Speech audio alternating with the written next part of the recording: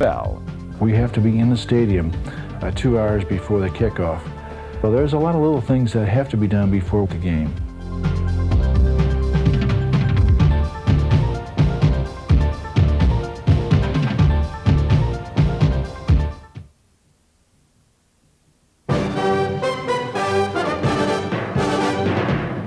"57-year-old Gene Barth is president of an oil company in St. Louis, Missouri.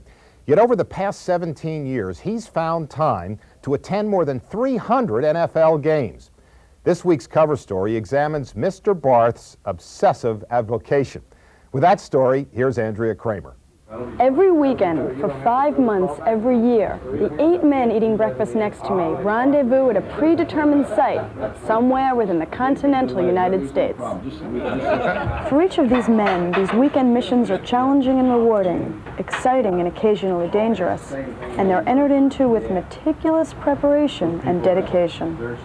Hey, that's a very personal foul for disturbing our breakfast. NFL officials, they're always on the job. We really are not part-time employees. Maybe the hours that we spend in the field, maybe only 3 or 4 hours, but you put all those hours together and we're putting 40, 50-hour weeks in too, just like everyone else. We have to be in the stadium 2 hours before the kickoff. So there's a lot of little things that have to be done before the game. Well, we start with 24 footballs. A couple of our fellows clean them, and then I test the pressure to make sure it meets the standards. About an hour and 15 minutes before game time, the PR people from both teams come in, and the TV people come in. You cue me for the kickoff, I'll be right with him. It won't go until he tells me to. And even then, we still have about a 15, 20-minute break among ourselves where we kind of talk about the tendencies of both teams, the things we have to look out for. He handed off to Byers. Byers went to his right, he threw the ball back to Cunningham. We got to make sure that's a backward pass. The referee has a lot of responsibilities. Make sure he ties that crew together so that they do, in fact, become a team, a strong team. So let's do it with a lot of enthusiasm and hustle. Barth stands in the offensive backfield, and his main responsibility is shadowing and protecting the quarterback. He gives the final interpretation of the rules and is the spokesman for the entire crew.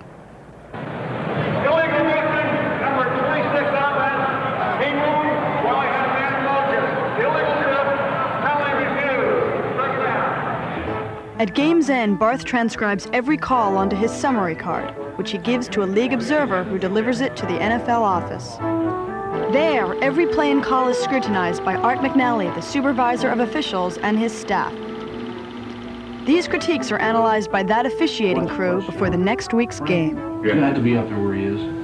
It really takes us longer to look at that film on a Saturday night than it took us to work the game the previous Sunday. Let's try to redefine what we're told is pass interference, what isn't. What they see. It's a constant learning, reviewing, and refining process. What's happening now is... Yet often forgotten is the fact that most of these men work the equivalent of 2 full-time jobs. It's real quick. If someone asked you what you do for a living, what would you say? My wife asks me about that all the time. Why do you always say that you're a referee in a National Football League? You never tell anyone you're a president of an oil company. And really, I'm more proud of that. As the referee, Gene Barth is the boss of his crew, and as such is responsible for the overall administration of the game. But what about the rest of Barth's crew?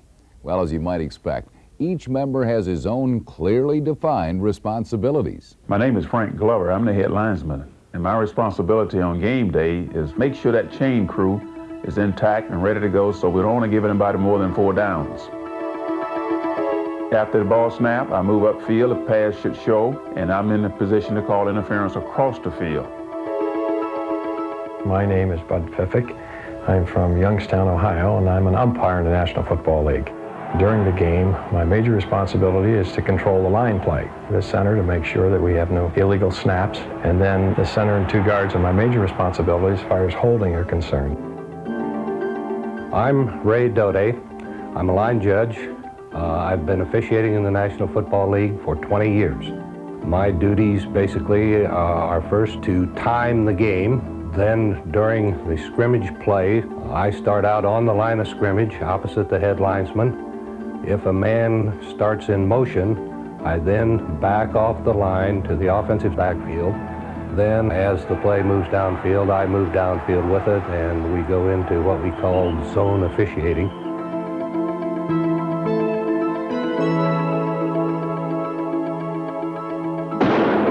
My name is Paul Bates.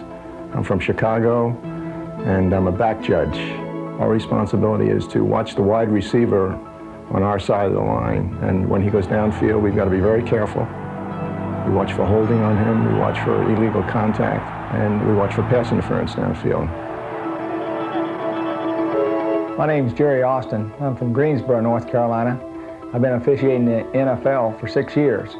I'm a side judge. My responsibilities during the course of the game primarily is to watch for pass interference downfield and the blocks whenever a run's going to a sweep to our side. My name is Ed Merrifield. I'm a field judge. Been officiating in the league for 13 years. My particular duties on the field is defensive secondary, and mine are usually large penalty and affect the game dramatically. Every decision made by these men can affect the outcome of a football game. That's why for the men who carry the flags, it's so important that they fulfill their official responsibilities.